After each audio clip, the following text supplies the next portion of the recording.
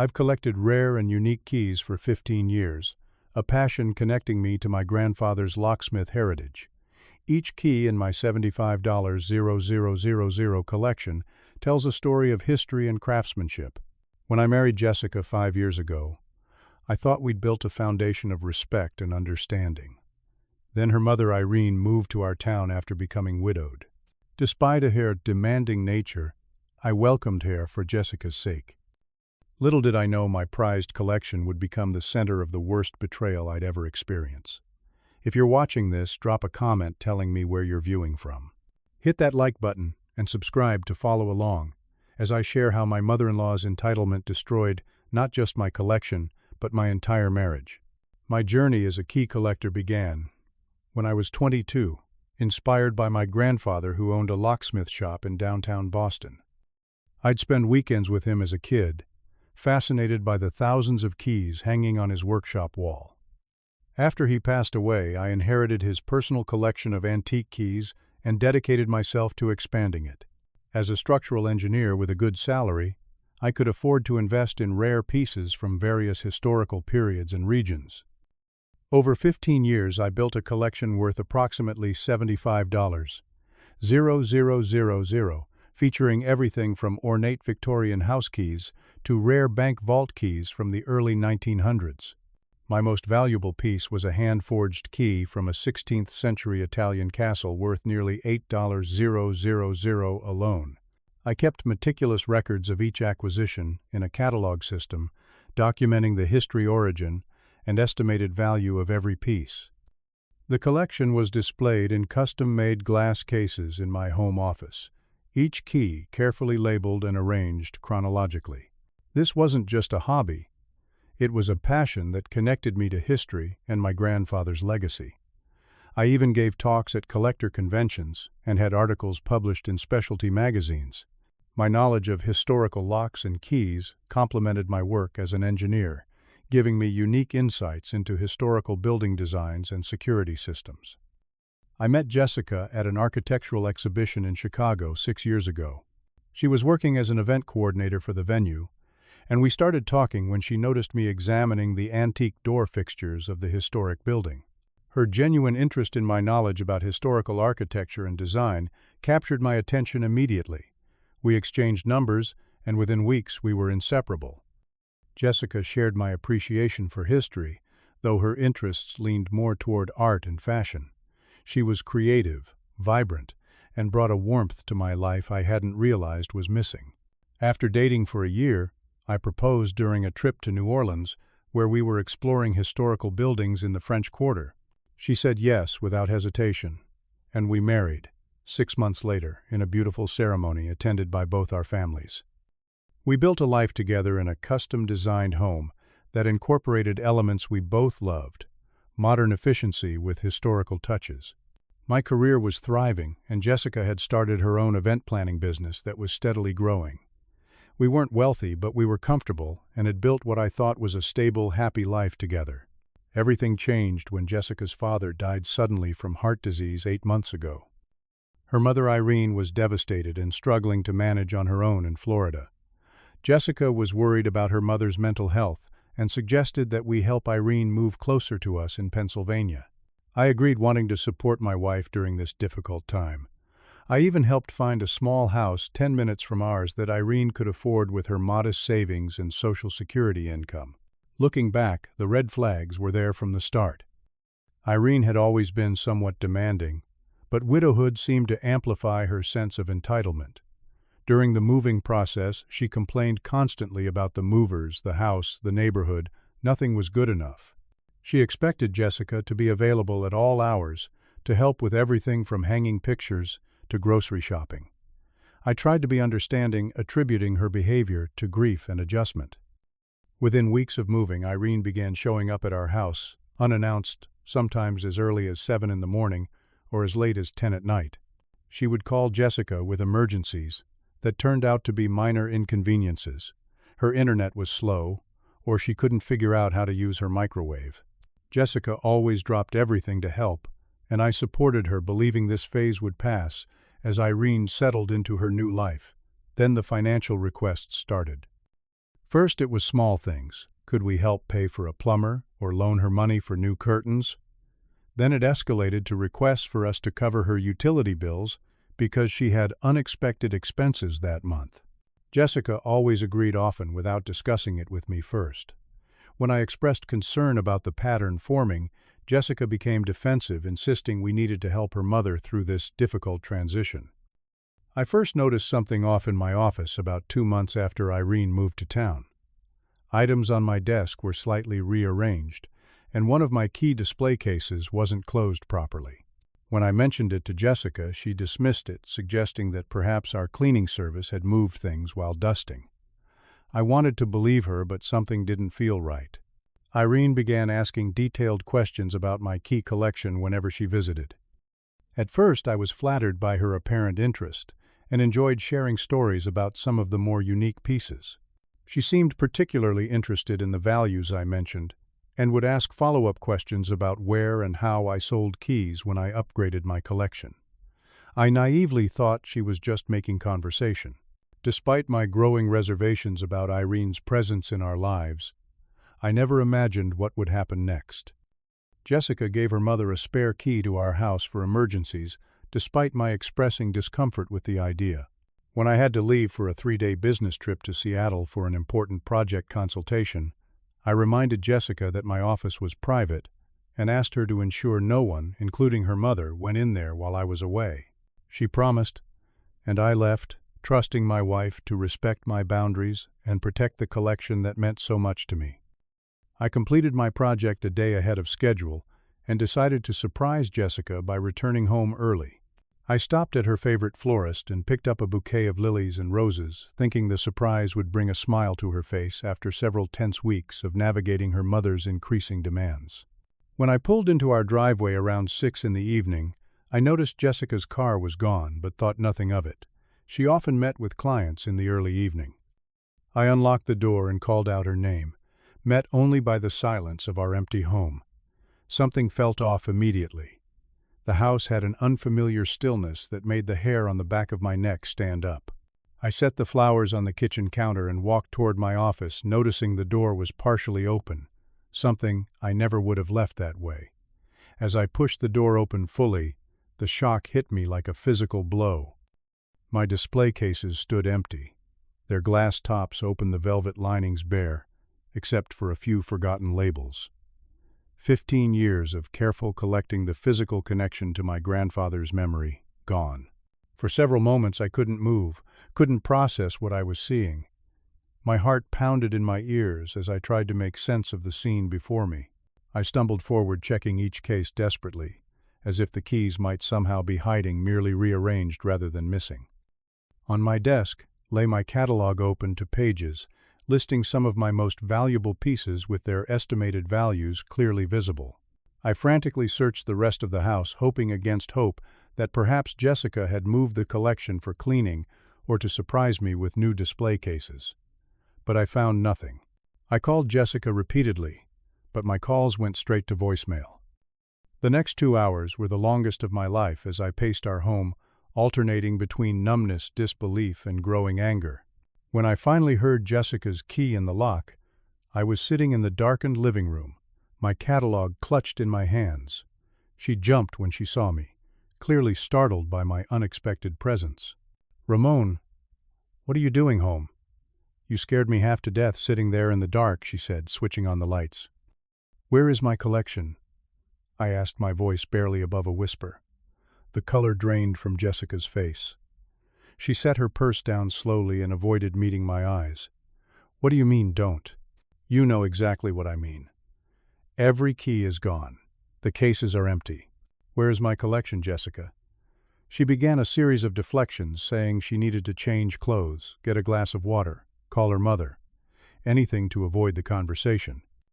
I remained seated, repeating my question until she finally broke. "Mom needed some help," she said quietly. "She's been struggling financially more than we realized." The confession came in pieces, each revelation worse than the last. Jessica had given her mother permission to borrow a few of my keys to sell.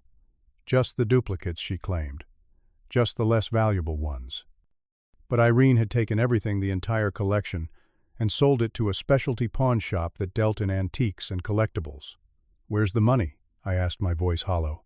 Jessica's response shattered any remaining hope I had about the situation. Irene had used the money to buy herself a new iPhone Pro designer clothes and put a down payment on a new car.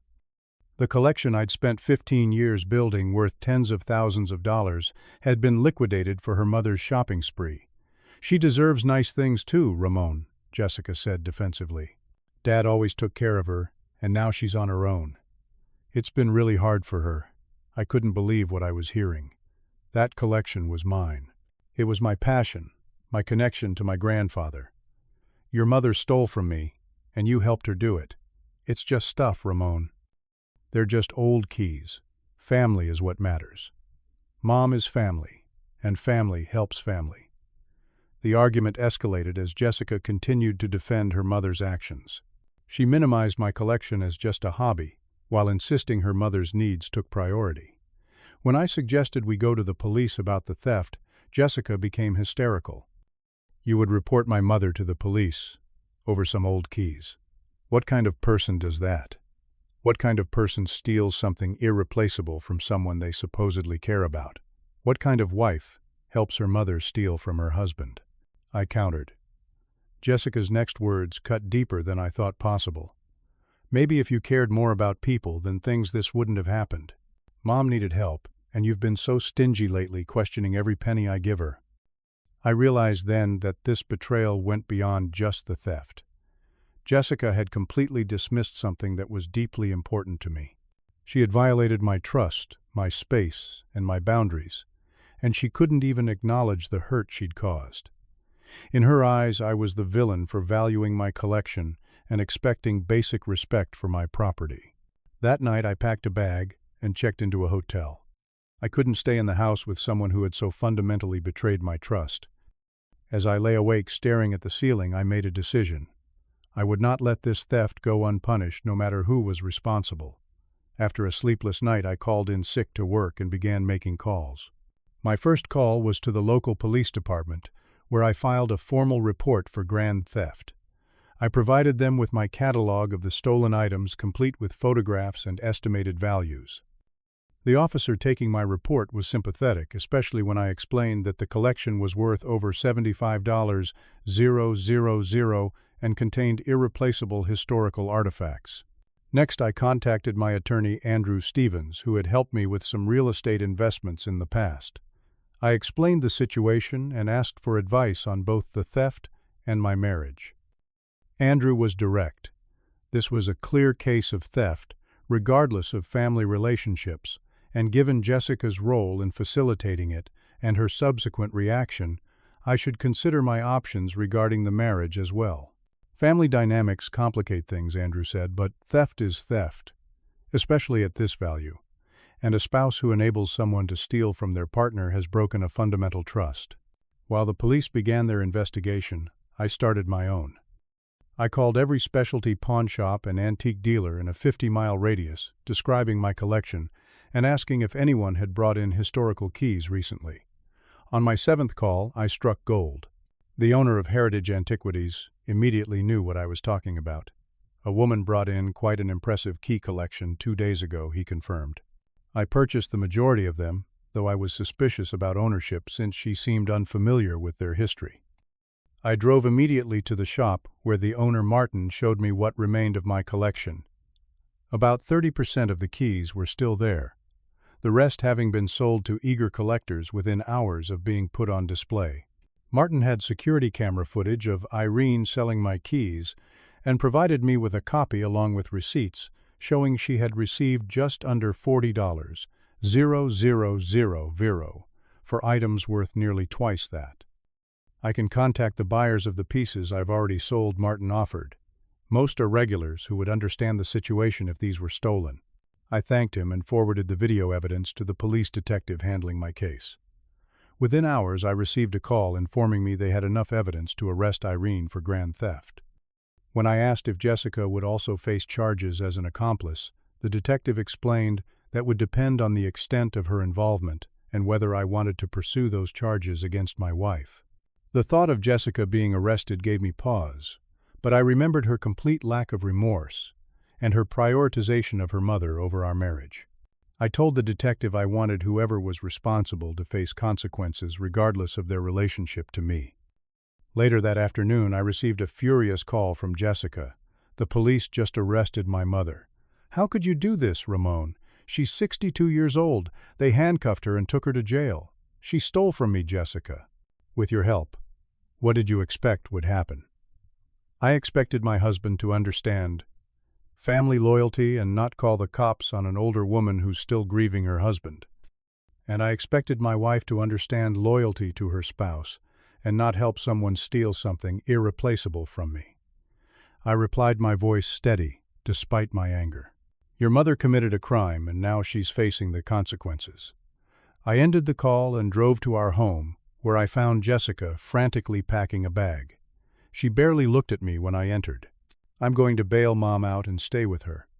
I can't believe you're doing this to us." "I'm not doing anything to you. You and your mother made choices, and these are the natural consequences," I said, placing a manila envelope on the kitchen counter. "My attorney will be in contact. Those are divorce papers." Jessica froze, finally looking at me with genuine shock. "Divorce? You're divorcing me over this?" "I'm divorcing you because you betrayed me in one of the worst ways possible, and you can't even acknowledge it was wrong. You helped someone steal something precious to me, and then you defended the thief. How can I stay married to someone who would do that?" As Jessica left to bail out her mother, I began securing what remained of my possessions and documenting everything in the house. During this process, I discovered something that added another layer to the betrayal. Bank statements showing Jessica had been transferring significant sums to her mother, monthly, far more than the small loans she had mentioned.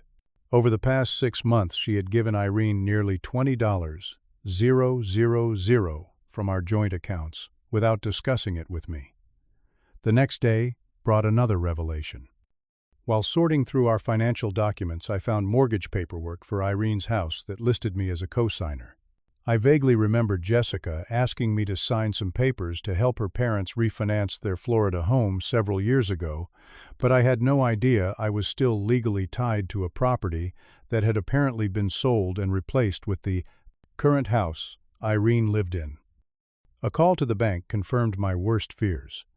The mortgage was significantly behind on payments, with notices having been sent for months. Apparently, after Jessica's father died, Irene had stopped making regular payments, and Jessica had been covering the minimum amounts to prevent foreclosure using money from our joint accounts. The property was effectively in my name, making me legally responsible for a house I didn't even know I owned. I immediately contacted my attorney again, who advised me to stop covering the payments, especially given the current circumstances. "You're not obligated to continue paying for a home for someone who stole from you," he said. "Let the bank handle it through proper channels." Taking his advice, I informed the bank I would no longer be making payments on the mortgage. They explained that foreclosure proceedings would begin if the delinquency continued. I felt a twinge of guilt about potentially making Irene homeless, but reminded myself of the magnitude of her betrayal. She had stolen my collection and showed no remorse. Actions have consequences. Over the next 2 weeks, events snowballed with increasing speed. Irene was released on bail, with Jessica covering the cost. They both moved into Irene's house temporarily while the legal processes unfolded. Through my attorney, I learned that Irene had substantial gambling debts she had hidden from everyone, which explained her desperate need for cash despite receiving a sizable life insurance payout after her husband's death. The bank moved forward with foreclosure proceedings on Irene's house due to the months of missed payments. Jessica made several attempts to negotiate with them, but without my income, and with her business struggling due to her distraction with legal matters, she couldn't afford to bring the mortgage current. Then came the news that changed everything. Jessica called me, her voice trembling with a mixture of grief and rage. "Mom had a heart attack last night. She's dead, Ramon. Are you happy now? You got your revenge. You took away her home. You stressed her to death with these legal proceedings all over some stupid keys." I sat in stunned silence, the phone heavy in my hand. I had wanted justice, but never this. According to Jessica, Irene had received the formal foreclosure notice and became so upset that she suffered a massive heart attack. By the time paramedics arrived, she was gone. You demolished her life, Jessica sobbed. You destroyed everything she had left, and now she's dead. I will never forgive you for this. After hanging up, I sat motionless for nearly an hour. I hadn't intended for things to escalate to this point. I had wanted my collection back and for those responsible to face appropriate legal consequences. I never wished death on anyone, especially someone Jessica loved. In the days that followed, Jessica spread her version of events to friends, family, and even local community members. According to her, I had callously pursued her grieving mother over a hobby collection, getting her arrested, taking away her home and causing so much stress that she had a fatal heart attack. She conveniently omitted the theft, the value of what was stolen, and her own role in enabling her mother's actions. The divorce proceedings became increasingly bitter.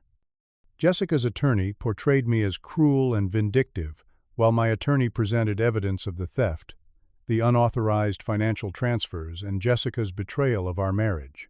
The community largely sided with Jessica, viewing me as the villain who had pursued an older widow to her death over a collection of old keys. The weeks following Irene's death were some of the darkest of my life. I struggled with a complex mix of emotions: vindication that the truth about the theft had come to light, anger at Jessica's continued denial of wrongdoing, and unexpected grief over a death I never intended to cause. I found myself questioning my own actions, wondering if I had pushed too hard in pursuit of justice. I started seeing a therapist, Dr. Laura Bennett, who helped me work through these complicated feelings.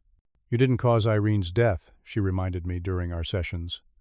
She had a pre-existing heart condition, and her own actions set these consequences in motion. You have a right to feel betrayed and to seek justice, even while feeling sympathy for Jessica's loss. These therapy sessions became my lifeline, as I navigated the emotional aftermath of everything that had happened. Dr. Bennett helped me recognize that my anger was valid, but also that I needed to find a way forward that wouldn't leave me consumed by bitterness. Meanwhile, Martin from Heritage Antiquities continued his efforts to help recover parts of my collection. Through his network of collectors, he managed to track down several of my most valuable pieces, including the 16th-century Italian castle key. Some buyers returned keys voluntarily when they learned they were stolen, while others required legal intervention. By the end of 3 months, I had recovered about 60% of my collection, though many pieces were likely lost forever. The collector community rallied around me in unexpected ways. After hearing about my situation, several prominent collectors offered me keys from their own collections to help rebuild what I had lost. A specialty forum dedicated to historical keys created a watch list for my stolen items, alerting members to be on the lookout for anyone attempting to sell them. "What happened to you is every collector's nightmare," one fellow enthusiast wrote in a supportive email. "We protect each other because we understand the value goes beyond money. It's about history and passion."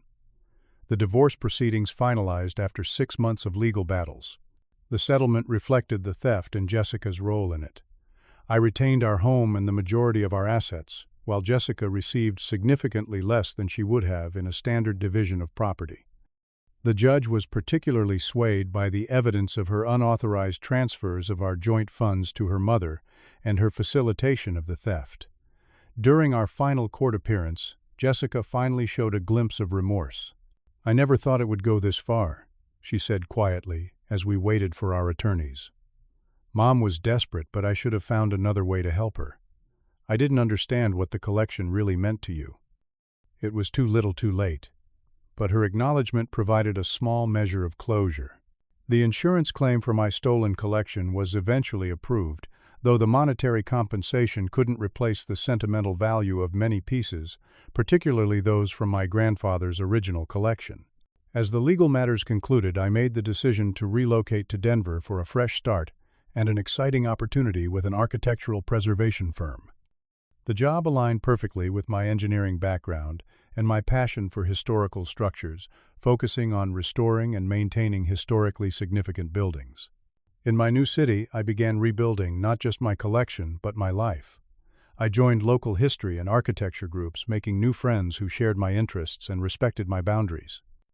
I found a small but charming house in a historic district and converted one room into a secure display space for my recovering collection.